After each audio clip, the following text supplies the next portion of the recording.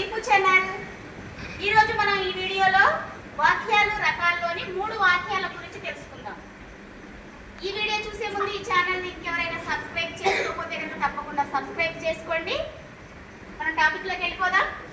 వాక్యాలు రకాల్లో అభ్యర్థక వాక్యం గురించి తెలుసుకుందాం. ఫస్ట్ అభ్యర్థక వాక్యం అంటే ఏంటంటే, మనం ఎగ్జాంపుల్ కనుక చూసుకున్నట్లయితే, నేను చదివాను మార్కులు రాలేదు అంటే ఒక పాజిటివ్ ఒక నెగిటివ్ వాక్యం కనుక ఉన్నట్లయితే దాన్ని అభ్యర్థక వాక్యం అంటారు.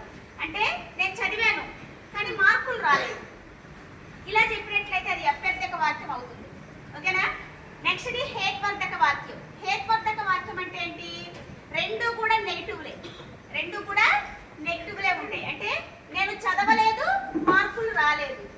ఇంకొక ఎగ్జాంపుల్ కనుక చూసుకున్నట్లయితే, వర్షాలు పడలేదు పంటలు పండలేదు, ఇలాంటివి. అంటే రెండు కూడా నెగిటివ్ వాక్యాలుగా చెప్పినట్లయితే దాన్ని హేత్వర్ధక వాక్యం అంటారు.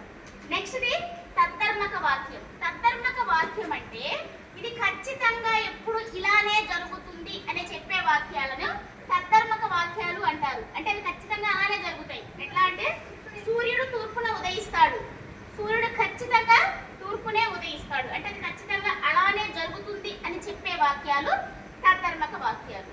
ఈ 3 వాక్యాలు రకాల్లో ఇంపార్టెంట్ అన్నమాట.